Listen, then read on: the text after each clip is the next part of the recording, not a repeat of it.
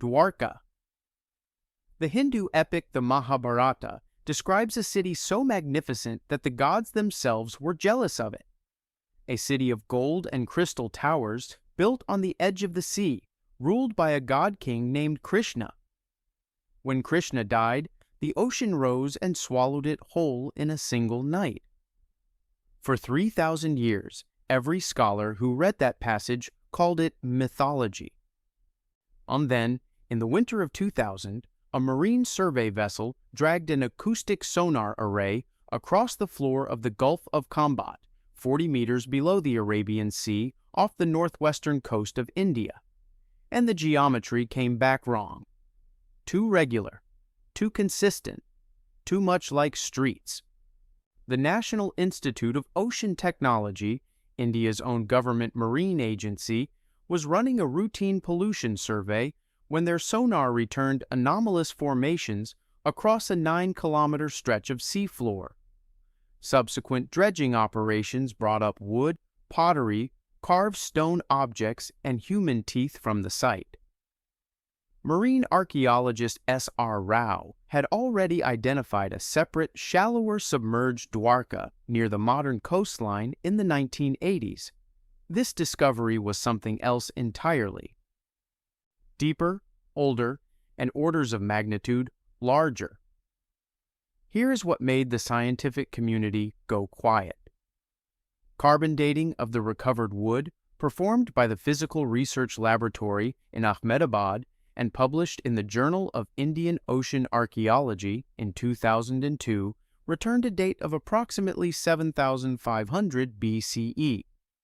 If the structures on the seafloor are genuinely associated with those artifacts, this site predates the Harappan civilization, previously the oldest known Indian civilization, by nearly 5,000 years. It would also predate Mesopotamia's Sumerian cities by 4.5 millennia. That would make it the oldest urban settlement ever found anywhere on Earth. The evidence pulled from the water is difficult to dismiss. Over 2,000 artifact fragments were recovered in dredging operations, including pottery sherds, semi-precious stone beads, carved ivory objects, and hearth material. Human teeth found at the site are among the oldest human remains ever recovered in India. The site's submersion corresponds precisely with the documented post-glacial sea level rise of the Arabian Sea following the end of the last ice age, between 10,000 and 7,000 BCE. The sacred Hindu texts, the Vishnu Purana and the Bhagavata Purana, both independently describe the same submersion event, naming the location in near-identical geographic terms. And the shallow water Dwarka excavated by S.R. Rao in the 1980s already contained Bronze Age structures dated to 1500 BCE, suggesting continuous occupation of this coastline across millennia. The mainstream position, held by most Western and many Indian archaeologists, is that the dredged artifacts, while genuinely ancient, were likely displaced to their current location by river action from onshore sites. The Sabarmati and Mahi rivers both empty into the Gulf of Khambhat and could theoretically carry material outward. The sonar formations, skeptics argue, could be natural geological features that sonar resolution at 40 meters depth cannot distinguish from architecture. Without a physical dive, they say, nothing can be confirmed. But the artifacts were not recovered from a riverbed. They were dredged from 40 meters of open sea, 9 kilometers offshore. Worked ivory and semi-precious stone beads in that specific context are not easily explained by river transport, and no full excavation has ever been conducted. The structures remain untouched, 9 kilometers out and 40 meters down, because tidal currents and near-zero silt visibility make diving nearly impossible without specialized equipment that has not been deployed. We are making civilization rewriting claims or refusing to make them based entirely on sonar images and displaced objects. The floor has never been walked. Graham Hancock, in Underworld published in 2002, argued this fits a global pattern of dozens of submerged coastal sites all flooded during the same post-glacial sea level rise, suggesting an entire chapter of early human civilization that archaeology has overlooked because it now lies underwater. If the Gulf of Khambhat structures are genuine, the question isn't just what this city was, it's how many others are down there. What if the civilizations we know about are simply the ones that happened to build inland? What if the ones that built by the water are still waiting under it 9,000 years later, perfectly preserved and completely ignored? From a city that Scripture remembered and sonar half confirmed, we crossed the Pacific to an island where the stones themselves became the argument. Yonaguni Monument. In 1986, a dive instructor named Kihachiro Aratake slipped below the surface near Japan's southernmost island, chasing hammerhead sharks through the warm currents of the East China Sea. What he found instead was a stepstone platform the size of a baseball field, flat terraces, right-angle corners, parallel channels cut through the rock in straight lines. A geometry so precise that he surfaced and immediately told people he had found a pyramid. Nobody believed him. Then they dove. Aratake was a dive master with Yonaguni Diving Service, and his photographs spread quickly through Japanese diving circles. Professor Masaki Kimura of the University of the Ryukyus began systematic study in 1992 and continued for over 15 years, producing the most comprehensive scientific description of the site ever compiled. The monument reached international attention in 1997 when Robert Schoch of Boston University, the geologist who had previously and controversially redated the Sphinx, dove the site personally, and publicly concluded it was primarily natural. The debate between Kimura and Schoch has never been formally resolved. The structure itself is staggering in scale. The main formation measures approximately 150 meters east to west, 40 meters north to south, and rises 27 meters from the seafloor, roughly the height of a 9-story building. Over its face, Kimura documented more than 10 distinct architectural features in peer-reviewed published work. Terraced platforms ascending in steps, 2 tall stone pillars standing against the main face, a large arch, a broad flat road running around the monument's perimeter, and multiple drainage channels cut in straight lines through the rock. Schoch, examining the same site, concluded in Fate magazine and later in Pyramid Quest in 2005 that the formation was primarily natural, though he acknowledged human modification of natural features could not be ruled out. The predominant rock type is Ryukyu limestone, which does fracture naturally along parallel lines, and Wolf Wichmann and other geologists pointed to unsubmerged limestone outcrops near Yonaguni displaying comparable angular fracturing as evidence the geometry falls within natural variation.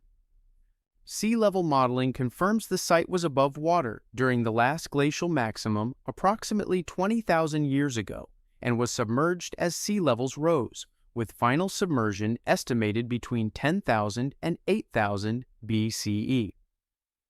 Kimura pushed back. He pointed to a carved human face on the structure's surface, a round stone resembling a votive offering positioned against the main face, and what he interpreted as carved characters on the rock. None of these claims have been independently verified. The prevailing academic position, supported by most Western geologists, is that the Yonaguni Monument is a natural sandstone formation shaped by tectonics, wave action, and the specific fracture properties of Ryukyu limestone. Right angles and flat planes can form naturally in this rock type, and the site is geologically consistent with other unsubmerged outcrops in the surrounding region.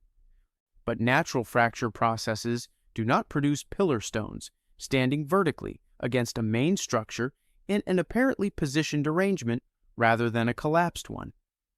And the perimeter road, a flat, smooth path running around the monument's entire base, has no equivalent in any documented natural Ryukyu limestone formation above water or below. Kimura's 15 years of systematic underwater survey documented too many spatially consistent features for the natural explanation to feel entirely sufficient. The question isn't whether limestone can produce right angles. It demonstrably can. The question is whether limestone naturally produces right angles on 5 ascending planes simultaneously across a 27-meter structure with a road at the bottom and pillars at the top. If even partial human modification is accepted, the people who worked this stone lived in the East China Sea region during an era for which the coastal archaeological record is essentially blank. Some researchers ask whether this monument might be a physical anchor for the same post-glacial maritime culture that supposedly possessed global geographic knowledge long before accepted history allows. We may never know. The ocean currents around Yonaguni make extended excavation exceptionally difficult, and after nearly 40 years, no funded multi-year archaeological investigation has been commissioned. From disputed geometry at the ocean floor to confirmed human bones lying exactly where they were left 9,000 years ago.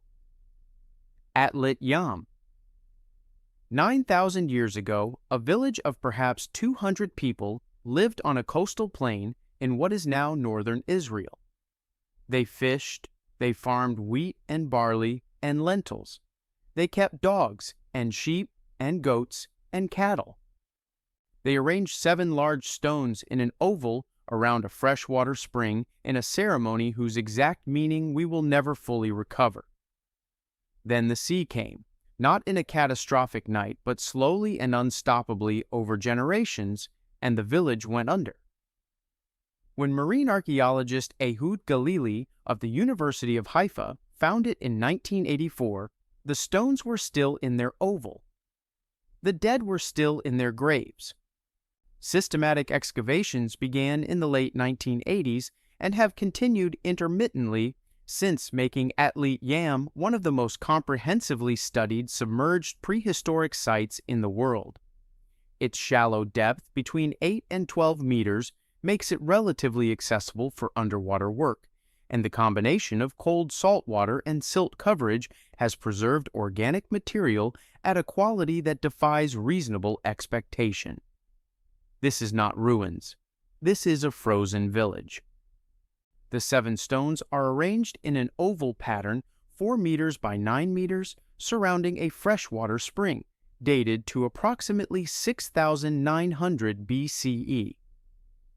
That makes them the oldest known stone circle arrangement in the world, predating Stonehenge by over 4,000 years. Rectangular stone-walled structures are present, with paved courtyards. 2 freshwater wells with stone linings indicate long-term planned settlement rather than seasonal occupation. At least 65 human skeletons have been recovered from the site, many in original burial positions with grave goods intact. Stored grain, woven plant fibers, fishing nets, basketry, and wooden structural elements have survived 9,000 years of submersion in anaerobic conditions, and then there is the mother and child. 2 skeletons, an adult woman and a young child, were found lying together in burial position.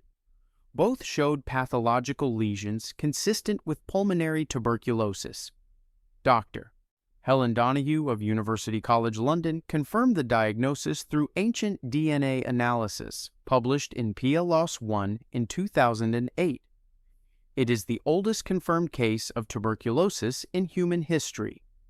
9,000 years ago, a mother and her child died of the same disease, were buried together by people who cared about them, and have been lying in that same position ever since, under 12 meters of Mediterranean water, 200 meters from the modern Israeli shoreline.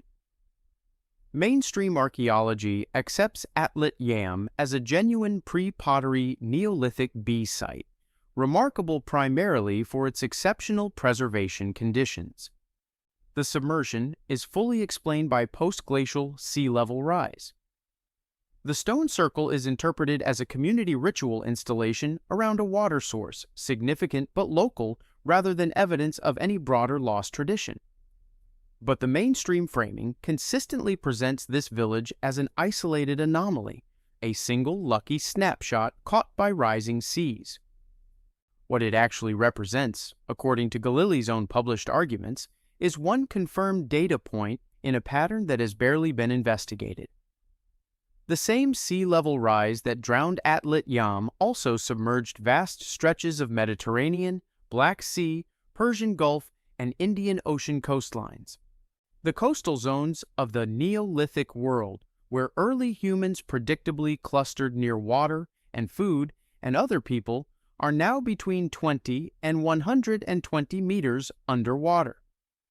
We have found one village. How many have we not found? Some researchers ask whether our entire model of early civilizational development is distorted by the simple geographic fact that the zones where early humans most densely settled are now beneath the sea. What if the Fertile Crescent origin story is not wrong but incomplete?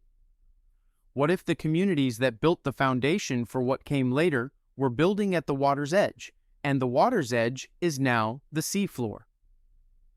From a frozen village on the Mediterranean coast, we cross to Egypt, where an entire port city was remembered by name for 12 centuries before anyone thought to look for it beneath the sea.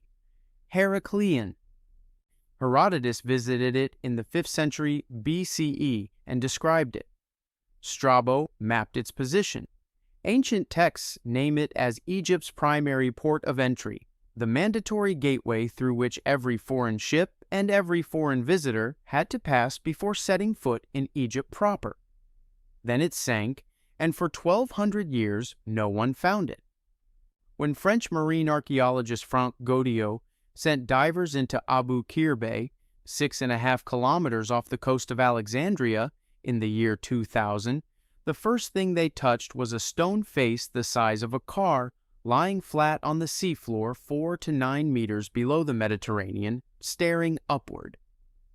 Godiot, founder of the European Institute for Underwater Archaeology, had been conducting systematic geophysical surveys of the bay since 1996 using nuclear magnetic resonance magnetometers and sub-bottom profiler equipment. The survey detected anomalies in 1999 and 2000 that resolved on closer analysis into architectural structures. The discovery was announced internationally in June of 2000. Excavations have continued every year since. Godiot has described the site as the most important underwater archaeological site in the world, and the evidence is difficult to argue with. 3 colossal statues were recovered from the seafloor, each approximately 5.4 meters tall, representing a pharaoh, a queen, and the god Hapi, deity of the Nile flood. All 3 were in near-perfect condition after 12 centuries underwater. A pink granite stele bearing an inscription by Pharaoh Nectanebo I, who ruled between 380 and 362 BCE, was found in the temple precinct. It is nearly identical to a stele found at the land site of Naucratis, confirming the city's identity beyond any archaeological doubt. Over 700 ancient anchors were recovered, the largest collection ever found at a single site in the world. 64 intact ancient ships were located across the harbor area, the largest concentration of ancient vessels ever discovered in one place. 16,000 coins, ranging from the Greek to the Byzantine period, came up from the seafloor. The Temple of Amun, described by ancient writers as the mandatory first stop for all foreign visitors to Egypt, was found with its foundation platform, column bases, and votive objects intact. Dr. John Daniel Stanley of the Smithsonian Institution confirmed through geological core samples that the city sat on unstable Nile Delta sediment subject to liquefaction, providing the mechanism for the gradual subsidence that submerged it between the 3rd and 7th centuries CE. The geological explanation is uncontested. The city was built on a series of Nile Delta islands composed of unconsolidated sediment. Earthquakes, subsidence, and sea level change caused the land to gradually sink, with final submersion probably completing around the 6th to 8th centuries CE. The city was not hidden or suppressed. It simply became inaccessible, and later Arabic place names for the region erased the linguistic connection to ancient Greek textual descriptions. But Herakleion raises a question that geology cannot answer. This was Egypt's main international port, explicitly documented by multiple ancient writers across 8 centuries of continuous use, and its physical location was completely unknown to modern archaeology until 2000. Not the location of scattered ruins, the location of the city. The ancient text told us where it was. We did not look. That is not a geological problem. That is a methodological one. And it forces a specific follow-on question. If a city this historically significant could be entirely lost for 1,200 years while being named in surviving texts, how many other documented ancient places are we not looking for because we have assumed they were on land? Gaudio's excavations also located the twin cities of Canopus and Manuthis directly beside Herakleion in the same bay, both described in ancient sources, both submerged, both largely unexcavated. Some researchers, including Gaudio himself in Egypt's Sunken Treasures, published in 2008, argue that the preservation quality of Abu Qir Bay, including organic materials and sealed temple deposits, could answer fundamental questions about late-period Egyptian trade and religious practice that land archaeology simply cannot. The city, supposedly, may be more valuable to history underwater than it ever was above it. From a city that myth remembered, an excavation confirmed exactly where the ancients said it was. We crossed the Atlantic to an island where a discovery was predicted by a psychic 40 years before it happened. Bimini Road. In 1940, the American psychic Edgar Cayce made a specific, documented prediction. He said that around 1968 or 1969, evidence of the lost continent of Atlantis would surface near the island of Bimini in the Bahamas.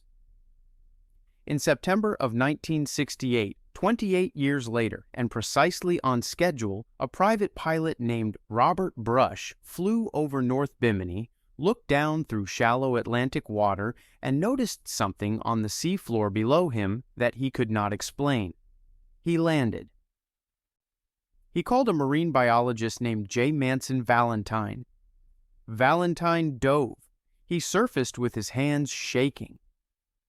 Valentine was a zoologist and archaeologist affiliated with the Museum of Science in Miami, and he formally documented the discovery in 1968, publishing preliminary findings the following year. The site drew intense international attention immediately, partly because of the Cayce prediction and partly because of the formation's genuine geometric regularity. Subsequent surveys were conducted by multiple teams, including the Smithsonian Institution in 1971.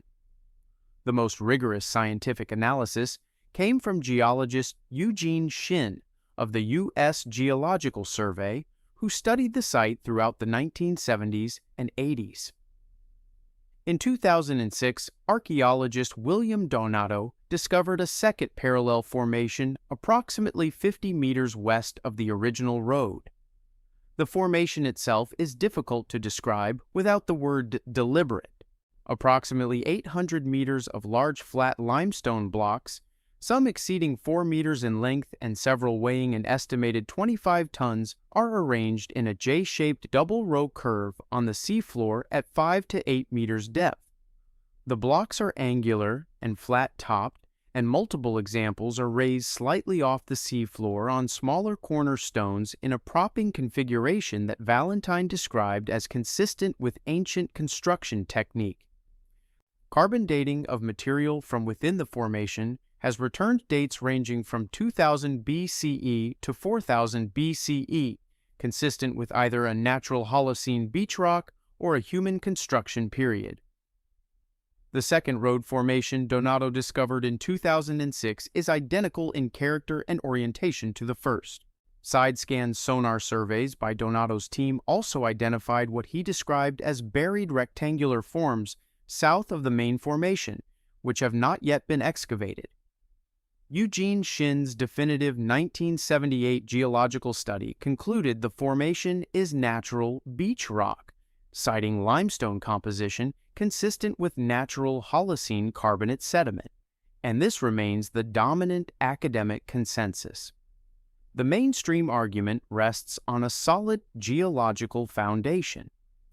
Beach rock forms when carbonate-rich groundwater saturates beach sediment and precipitates calcite cement, creating hardened slabs that fracture along parallel lines into rectangular blocks. The regularity of the Bimini Formation, Shin argues, falls within the natural variation range for Caribbean beach rock, and its composition is geologically indistinguishable from confirmed natural formations nearby. But natural beach rock does not produce propping stones. Across thousands of documented beach rock formations worldwide, no example of naturally formed pillar stones raising blocks uniformly off the seafloor has been found and confirmed. Shin acknowledged in his own study that the propping stones exist.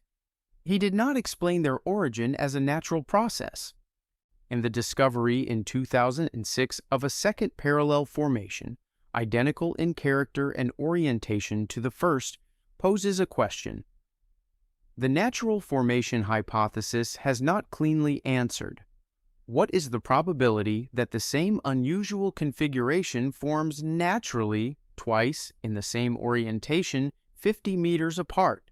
Some researchers, including Donato, whose surveys have been the most methodologically rigorous in recent decades, argue the Bimini formations represent the remnants of a harbor or causeway structure, not a full city, built during a lower sea level period by a pre-Columbian culture not yet identified in the archaeological record. This requires no lost continent. It requires only that someone was working large stone on the Bahamian platform between 2,000 and 4,000 years ago. Others ask a simpler question.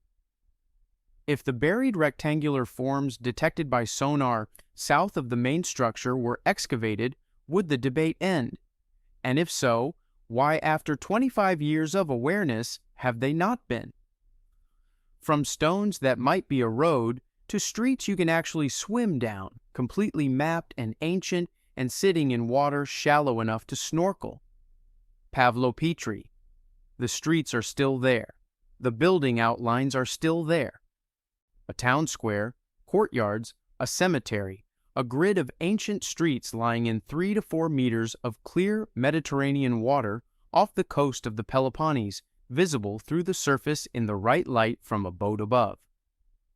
Local fishermen have known about this place for centuries. A geologist named Nicholas Fleming sketched it by hand during a coastal survey in 1904 and published his findings. The first complete scientific map of the world's oldest known submerged city was made in 2009. We had over 100 years to look. We did not look. Fleming's report generated no sustained archaeological interest. The site remained essentially unstudied for over a century, until a joint team from the University of Nottingham and the Greek Ephorate of Underwater Antiquities, led by Dr. John Henderson, conducted the first systematic survey using high-resolution sonar mapping and underwater photogrammetry. The resulting three-dimensional digital reconstruction was the first complete map of a submerged prehistoric city ever produced. It covered 9 hectares of ocean floor and revealed something that the word ruins does not adequately capture. 15 separate building complexes have been identified, some with multiple rooms, courtyard arrangements, and evidence of second-story construction. 37 individual grave sites have been mapped within and adjacent to the main settlement. The pottery assemblage dates continuous occupation to at least 2,800 BCE and runs through approximately 1100 BCE, indicating roughly 1,700 years of unbroken habitation. In its later phase, the settlement corresponds to the Mycenaean period, and Mycenae itself is approximately 80 kilometers away. A cylinder seal recovered by Henderson's team in 2011 suggests trade connections with Cyprus or the Eastern Mediterranean. Dr. John Henderson stated in a 2011 BBC interview that the evidence suggests Pavlopetrai was a major center for trade, perhaps in grain, bronze, and people, within the Mycenaean world.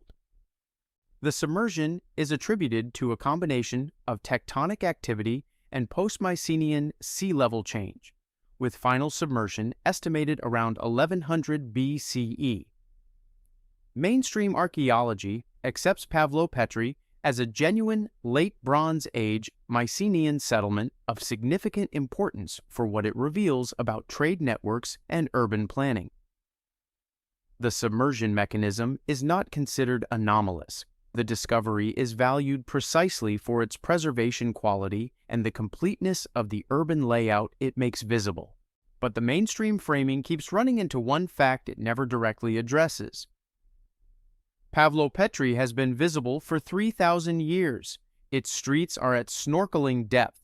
Its grid has been above the waterline of local knowledge since before the site was built. And the first complete map of it was made using technology that existed in 1980. What would our understanding of the Bronze Age look like if we had applied that technology to every site we already knew existed? Pavlopetrai is not a discovery in the conventional sense. It is an admission of how much we have known about and chosen not to examine. Henderson has argued that Pavlopetrai's role in Aegean trade may have been significantly larger than the Mycenaean narrative typically allows.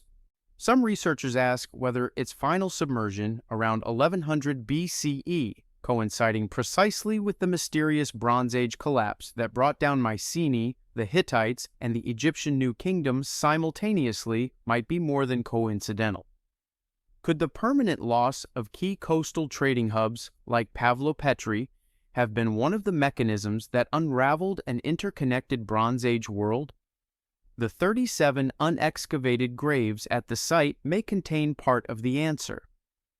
The burial assemblage, if analyzed fully, could reveal the population's origins, health, trade connections, and economic status in a detail that no land site of the period can match. Those graves have been mapped since 2009. They have not been opened.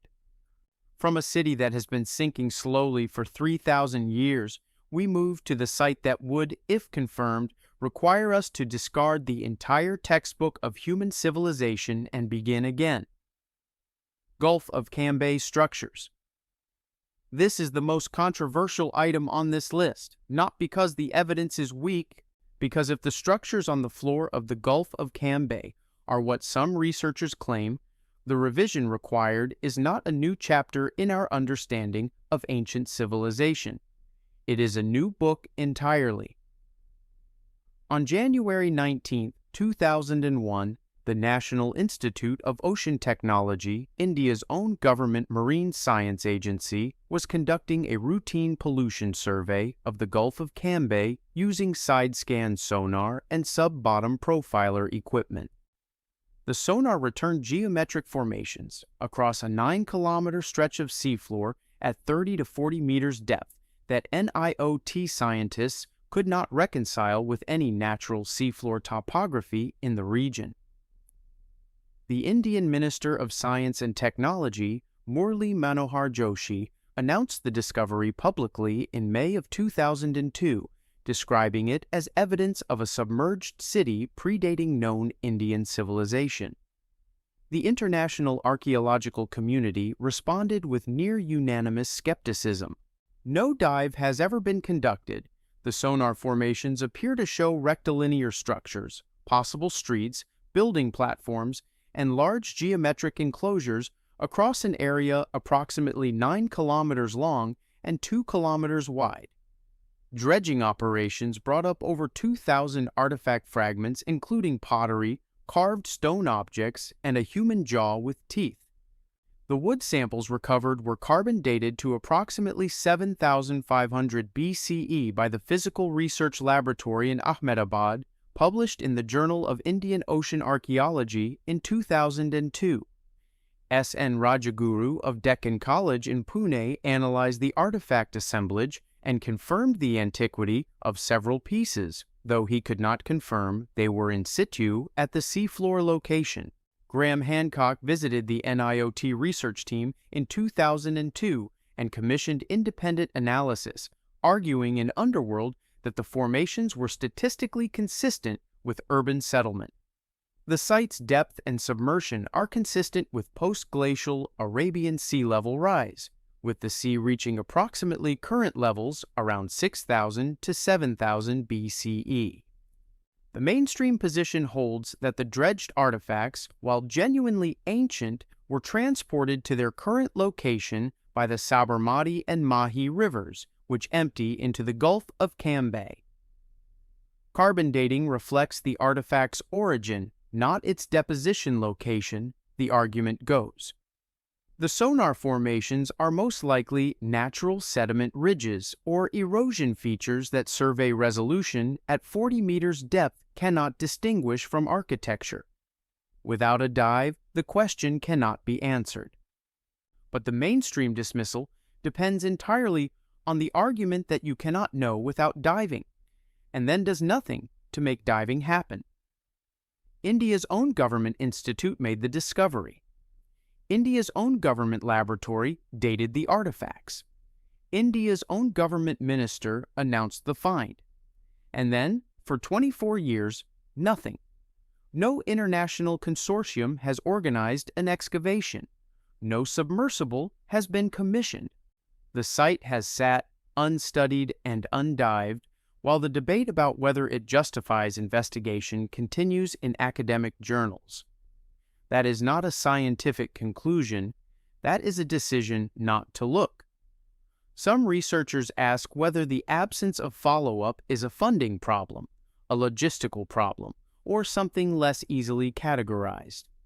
If even a fraction of the sonar formations represent genuine architecture, the Gulf of Khambhat site does not merely extend our timeline of civilization, it collapses the framework entirely, confirming that large organized settlements existed on now submerged coastlines before the accepted origin point of urban culture anywhere on Earth. Combined with Atlit Yam, the shallow water Dwarka, and a growing catalog of submerged coastal Neolithic sites globally, the pattern is the same everywhere you look. The first settlements were built at the water's edge. The water rose. The settlements built inland survived to become our history. The settlements built at the coast are still waiting under it, supposedly, for someone to decide they are worth finding. From the most disputed underwater site on Earth, we cross to Jamaica, to a city destroyed at a precisely known moment whose clocks stopped and were found exactly where they fell. Port Royal. We know the exact moment Port Royal died. The earthquake was strong enough to stop the clocks, and 330 years later, archaeologists found the clocks on the seafloor, stopped at 11:43 in the morning. 33 acres of one of the wealthiest, most violent cities in the Western Hemisphere dropped into Kingston Harbor in under 4 minutes. 2,000 people died before noon on a Tuesday. The city is still there. Port Royal was the commercial capital of the Caribbean and the operational base of English privateers in the late 17th century. Men like Henry Morgan, who raided Spanish shipping with the quiet approval of the English crown. At its peak, it was considered one of the richest cities per capita in the world, and, according to contemporaries who seemed almost proud of the description, one of the most morally depraved. On June 7, 1692, a magnitude 7.5 earthquake triggered massive liquefaction of the sand spit the city was built on, dropping approximately 33 acres into Kingston Harbor within approximately 4 minutes. The resulting tsunami destroyed what the liquefaction had not. Contemporary estimates place the immediate death toll at 2,000 people, with total deaths, including post-earthquake disease, reaching approximately 3,000, roughly half the city's population. Edwin Link began serious underwater archaeology at the site in the 1960s. Marine archaeologist Donnie Hamilton of Texas A&M University led the most systematic excavations from 1981 onward, recovering over 6,500 artifacts in stratified context in work conducted through 1990, one of the largest single-site colonial artifact assemblages from any period anywhere in the world. Port Royal did not decay. It liquefied, dropping intact into cold, low-oxygen harbor water where anaerobic conditions have preserved organic material that would normally decompose within decades. A pocket watch was recovered from the seafloor, stopped at 11:43 in the morning, corroborated independently by multiple written accounts from survivors. A complete brick building at a location identified in historical records as 2 Cannon Street was found with interior features intact. What appears to be a tavern was located with ceramic vessels and clay pipes in place on surfaces where they were set down the moment the ground gave way. Leather shoes, wooden furniture, and plant material have survived 330 years of submersion. Historical property records naming specific owners and addresses have allowed archaeologists to match known historical addresses to specific recovered structures, a level of individual biographical precision unique in underwater archaeology worldwide. The geological mechanism is uncontested, and the historical record is complete. Port Royal's submersion is one of the most precisely documented catastrophic events of the 17th century, with a known cause, a known time, and extensive written accounts from survivors. Its archaeological significance is widely recognized. The site is considered extraordinarily valuable for the completeness and chronological precision of its preservation. But Port Royal's history contains a dimension that the geological explanation leaves untouched. The city's population knew it was built on a sand spit. Ministers and priests warned them repeatedly, specifically, and publicly that God would sink Port Royal for its wickedness. They built more anyway. They expanded the wharves and the taverns and the counting houses anyway. And then it sank, on a Tuesday morning, almost exactly as described. Some researchers note that several other Caribbean port cities display early signs of the same sand spit instability that took Port Royal. The lessons of 11:43 a.m. were available. They were legible. We may never fully understand why they were not applied. Hamilton has argued that the site is less than 5% excavated and that what remains in the unexcavated 95%, the identified addresses of specific named individuals, the inventories of shops caught mid-transaction, the medical stores, the navigational instruments, the trade goods in transit, may constitute the most detailed cross-section of colonial society ever recoverable from physical evidence. What looks like a catastrophe is, in archaeological terms, the most precise preservation event in history. Every object exists in a known temporal relationship to every other object, frozen at the same moment, on the same morning, in the same harbor. That is something that careful excavation over decades rarely produces. The question some researchers quietly ask is why, given that we have examined 5% of it, from a city frozen in one catastrophic moment to a queen's palace that ancient writers described in specific detail and that turned out to be exactly where they said it was. Cleopatra's sunken palace. Ancient writers described Cleopatra's palace as a complex of royal buildings, temples, and docks extending into the harbor of Alexandria. Strabo saw it. Caesar slept in it. For 2,000 years, scholars treated those descriptions as the kind of grandiose literary embellishment ancient writers used for powerful patrons. Nothing so grand could have simply vanished. Then Frank Gaudio sent divers into Alexandria's eastern harbor in 1996, 6 to 8 meters below the Mediterranean, and the first thing they found was a sphinx face down on the harbor floor, with a royal cartouche still legible on its base. Gaudio's European Institute for Underwater Archaeology had received Egyptian government permission to survey the harbor, one of the most archaeologically disturbed underwater environments in the world after 2,000 years of continuous commercial use. Systematic magnetometry and sub-bottom profiling revealed a complex of submerged structures corresponding to the location of the ancient Ptolemaic royal quarter described by Strabo in his Geography, written approximately 20 BCE. Excavations have continued annually since 1996 and have recovered thousands of objects. The site is still only partially excavated. Over 140 sphinxes and sphinx fragments have been recovered from the harbor complex, many bearing royal cartouches confirming Ptolemaic period ownership. An intact red granite statue 2.7 meters tall, identified as Ptolemy XII, Cleopatra's father, was recovered in 2010. A preserved pavement of polished pink granite has been mapped across approximately 2,000 square meters of the harbor floor. Architectural elements from a complex identified as the Timonium, the retreat reportedly built by Mark Antony after his military defeat, have been located and partially mapped.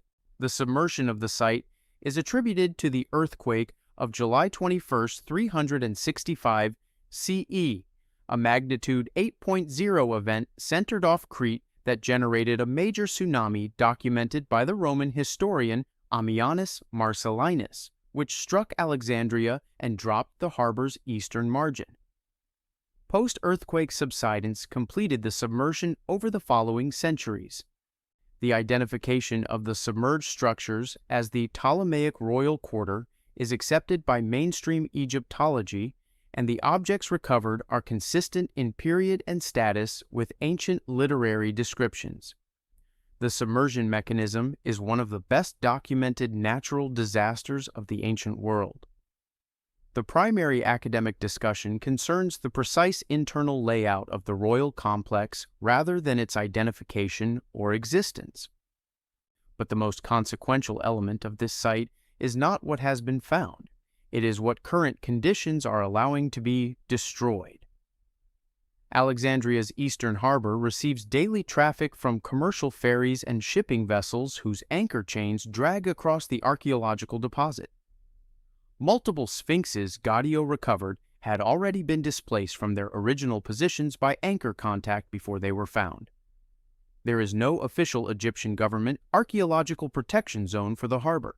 Egypt has discussed the possibility of establishing an underwater museum, enclosing part of the harbor for tourist diving, but as of 2025, that plan remains unfunded and unapproved. The place where Cleopatra met Caesar is being incrementally damaged by ferry anchor chains, and the rate of that damage is not publicly measured by any institution currently responsible for it. Jean-Yves Empereur, director of the Centre d'études Alexandrines, has argued separately that the harbor also contains substantial remains of the ancient Pharos lighthouse, one of the 7 wonders of the ancient world, mixed into the same archaeological context as the royal quarter debris. If both identifications are correct, Alexandria's eastern harbor contains the physical remnants of 2 of the most symbolically significant structures of antiquity in the same stretch of shallow, unprotected, commercially active water. Some researchers ask whether the failure to establish a protection zone is a funding problem, a political problem, or a prioritization problem, and whether the distinction matters when the anchor damage is ongoing and accumulating year by year. From one queen's palace to twin cities that lived beside each other for 1,000 years fell into the same sea and have barely been touched since. Canopus and Meneuthis. Ancient writers described 3 cities at the mouth of the Nile. Heraklion, the port of entry where all foreign trade entered Egypt. Canopus, the pleasure city where pilgrims went to drink wine and sleep in temple courtyards waiting for dream visions from the gods. And Manuthis, where the healing temples of Isis and Serapis drew the sick from across the Mediterranean world, supposedly granting cures through divine incubation that no physician could explain. When Frank Gaudio found Herakleion in 2000, he found the other two lying directly beside it in Abu Qir Bay, 5 to 10 meters below the Mediterranean, undisturbed, barely surveyed, and almost completely unknown to modern scholarship. One city has been excavated for 25 years. The other two have barely been touched. Canopus and Manuthis were identified during the same systematic geophysical survey of Abu Qir Bay that located Herakleion. While Herakleion received the majority of international attention and excavation resources, Gaudio's team documented the footprints of both adjacent cities through magnetometry and confirmed the presence of large architectural features through initial survey dives. The ancient sources describing these cities are unusually specific. Strabo, writing approximately 20 BCE, describes Canopus as a major city approximately 27 kilometers from Alexandria, known for its temples to Osiris and Serapis and for the distinctly hedonistic character of its waterfront, a kind of ancient resort city for Alexandria's population. Rufinus of Aquileia, writing approximately 400 CE, describes Manuthis as a center of healing pilgrimage, where the temples of Isis and Serapis were believed to cure illness through divine dream incubation, and where the priesthood maintained extensive archives of healing knowledge. A significant collection of votive statues recovered from what is identified as the Manuthis temple precinct spans from late-period Egyptian occupation at 700 BCE through the Roman period at 400 CE, indicating over 1,000 years of continuous religious use at this specific location. Rufinus specifically describes the destruction of Manuthis's pagan temples by Bishop Theophilus of Alexandria in 391 CE, one of the earliest and most documented acts of organized Christian destruction of classical religious sites in the ancient world. Both cities' submersion is attributed to the same geological mechanism as Herakleion, liquefaction of unstable Nile Delta sediment exacerbated by the 365 CE earthquake, with final submersion completing over the following centuries.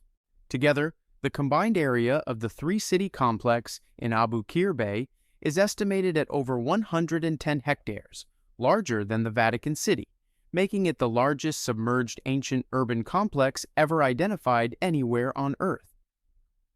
Both Canopus and Manuthis are accepted as genuine ancient sites by mainstream Egyptology. Their identification and submersion mechanism are uncontested. The limited excavation attention they have received relative to Herakleion is attributed to resource constraints, with the argument that even Herakleion, the most actively worked site in the complex, has been excavated across only a fraction of its total area in 25 years of annual fieldwork. But the Manuthis temple complex contains a specific dimension that waiting for resources does not adequately address. The temple's surface structures were destroyed by Bishop Theophilus in 391 CE in an act documented precisely because it was controversial, because pagan intellectuals of Alexandria protested it loudly and specifically at the time. If the temple's foundation structures then dropped into Abu Qir Bay within a generation of that destruction, what survived underground, sealed in foundation deposits, buried in priestly caches, preserved in anaerobic marine sediment, may have escaped the bishop's purge entirely. We may be leaving undisturbed, 25 years after confirming their location, document deposits that survived both organized religious destruction and 12 centuries of submersion and are sitting in the harbor floor of Abu Qir Bay waiting for someone to ask the right question. Gaudio's broader framing of the complex, developed in Egypt's Sunken Treasures in 2008, argues it represents something without parallel in world archaeology. an entire ancient metropolitan region, port city, pleasure city, and healing sanctuary preserved together in a single accessible bay, each element serving a distinct social function, all frozen by the same geological event. Some researchers ask what a fully excavated and cross-analyzed three-city complex could reveal about how an ancient multifunction urban ecosystem actually operated from day to day, economically, religiously, and socially, in a way that no single-site excavation anywhere in the world has ever been able to show. The potential is sitting in the seafloor of Abu Qir Bay. 2/3 of it has not been examined. 3 cities, same bay. 1 partially excavated, 2 waiting.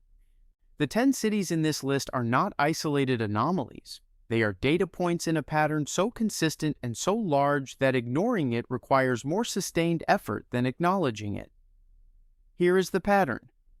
Early humans built where humans always build, at the water's edge. The coast means food, trade, transport, and contact with other people. Every civilization in history that could build at the coast did build at the coast. And between 20,000 and 7,000 BCE, the ocean rose 125 meters globally. It swallowed every coastline on Earth. Everything built at the water's edge went under, and we have barely looked. What we have found in 40 feet of Caribbean water at snorkeling depth in the Aegean, in the Arabian Sea, too deep and silted to dive, keeps returning the same result. People were building cities, maintaining archives, arranging megaliths, and navigating trade routes thousands of years before the timeline we teach says they could have been. The mainstream response to each of these sites is the same. More evidence is needed before conclusions can be drawn. That response is not wrong. That is science, and it is the correct standard. The problem is that more evidence requires looking, and the looking is not happening at a scale proportional to what we already know is down there. Less than 20% of the world's ocean floor has been mapped to the resolution required to identify architectural features. The rest is blank. Not because there is nothing there, because no one has pointed the sonar. There is a pattern in the silences too. At Pavlopetri, 100 years passed between the sketch and the map. At Herakleion, 12 centuries passed between the submersion and the dive. At Canopus and Manuthis, 25 years have passed since confirmation and almost nothing has happened. At the Gulf of Khambhat, a government announcement was made, a government laboratory dated the samples, and then the site was left undived for a generation. Somewhere in the accumulation of those silences is a question worth sitting with. What is the cost of choosing not to look at something we know is there? These cities were built by people who expected them to last. They built wells and laid streets and arranged stones around springs in ceremonies that mattered to them. They buried their dead with care. They traded grain and bronze and ideas across distances that challenge our assumptions about what was possible. And when the water came, slowly or suddenly, their cities went under with all of that inside them. You watched this far. That means something. It means you heard the gap in the standard explanation. You noticed the distance between what we know is down there and what we have bothered to look for. That gap is not a mystery of the ocean. It is a choice we keep making on land.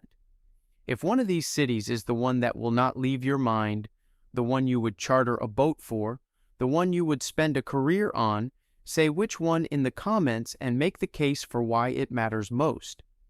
Someone reading that comment is a marine archaeologist, a sonar technician, or someone with a research budget looking for a reason to use it. The water is not keeping the secrets. We are. 9,000 years ago, in a village on a coastal plain in what is now northern Israel, someone arranged 7 stones in an oval around a spring and pressed them into the earth with enough intention that they are still in that oval today, 12 meters underwater, 200 meters from shore, perfectly intact and almost completely ignored. Every city on this list was built by someone who believed it would be found again. The ocean remembers what we have forgotten to look for. Subscribe because there is more down there.